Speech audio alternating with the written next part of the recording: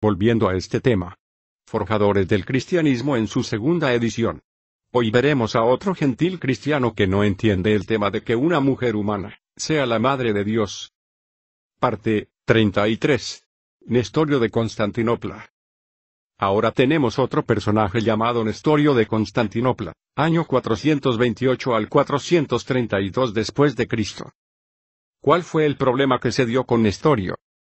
Él se niega a llamar a María, la Madre de Dios, o Theotokos.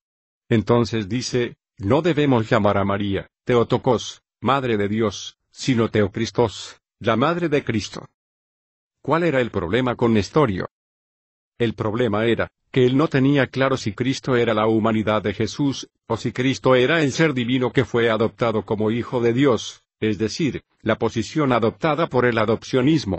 Esto nos lleva a que el obispo de Alejandría llamado Cirilo, acusara a Nestorio por las barbaridades que supuestamente estaba enseñando.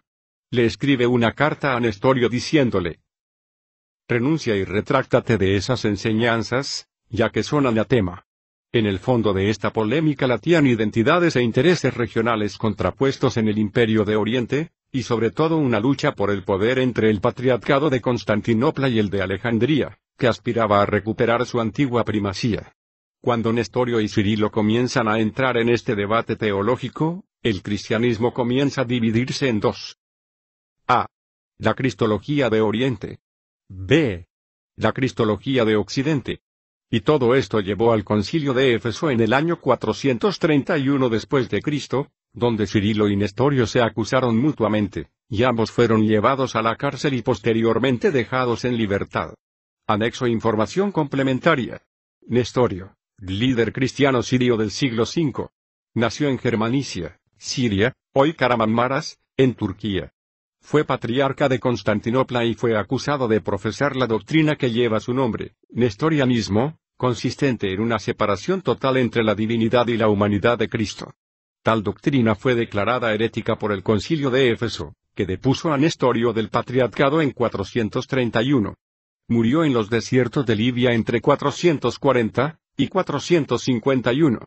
También dice, lo que comúnmente pasaba con estos cristianos que eran contrarios a los dogmas de un sector dominante de la Iglesia. Al recaer sobre él la acusación de herejía, sus obras fueron destruidas. Se trataba de una producción numerosa sobre todo de sermones, cartas y algunos tratados dedicados a temas dogmáticos en disputa.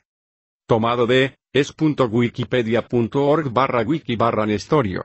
Veamos otra fuente.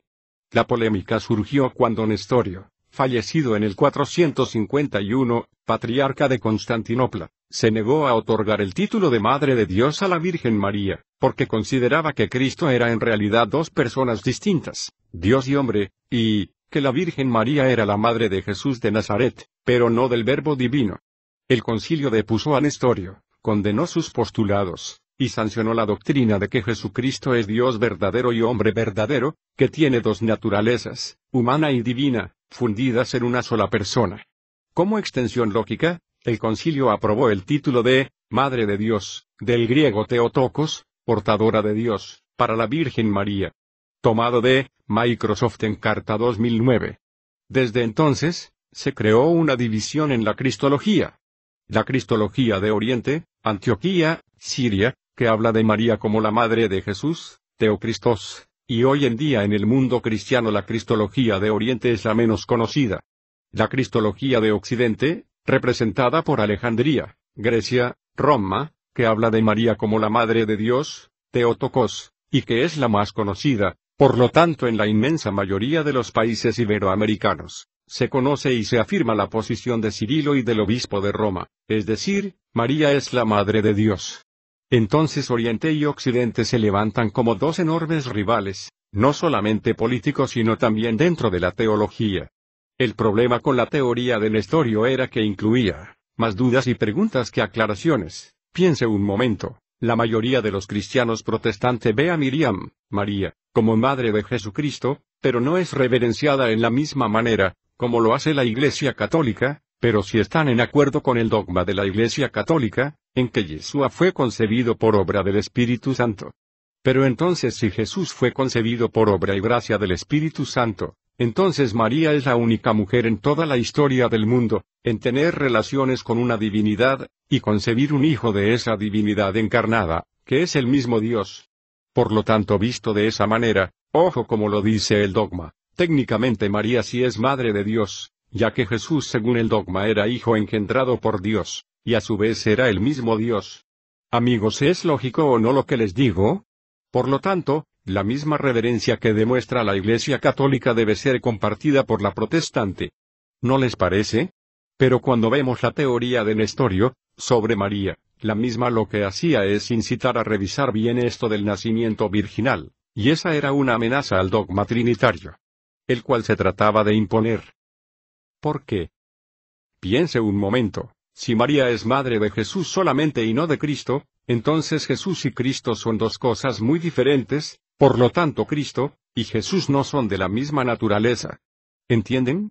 De esta manera, Cristo o Masías es solo un título, que Dios le da a Jesús, Yeshua, desde su concepción, y no tuvo necesidad de ser parido por ninguna mujer, debido a que, no era ningún ser viviente, solo es un título como, el título de abogado, médico, presidente, embajador, el cual no es un ser vivo, o ente ni nada parecido.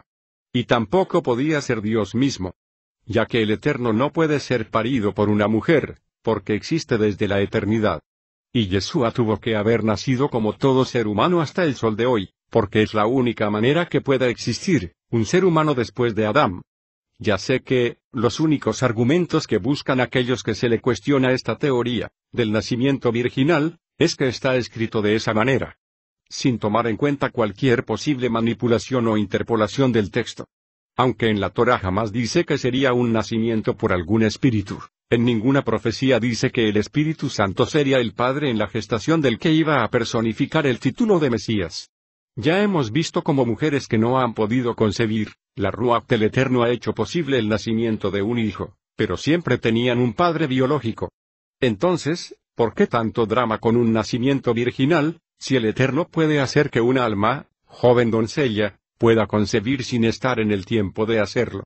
Otros dicen, Dios puede hacer lo que quiera. Y ciertamente así es. Pero nunca hace algo sin participar que va a hacer. ¿Por qué? Porque al suceder es la única manera de saber que ya nos fue anunciado, como todas las promesas y todos los juicios que decretó sobre Israel, fueron antes anunciados por sus profetas.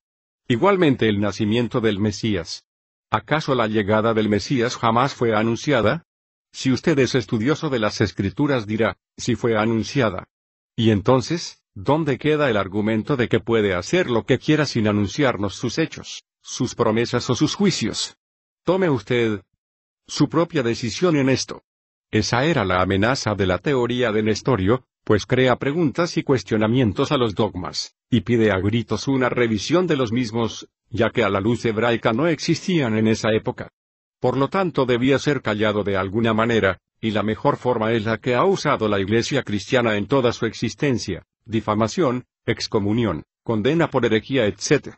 Nada de análisis lógico a la luz de las Escrituras, sino siempre con el dogma filosófico greco-romano, como medio para su interpretación, y la pugna, por el poder político. En el próximo episodio, si el Eterno lo permite, veremos un concilio que acabó por definir el dogma trinitario, tal como lo conocemos hoy. Parte 34. Concilio de Calcedonia. Saludos a todos. Salom. Elisá ben Medahim.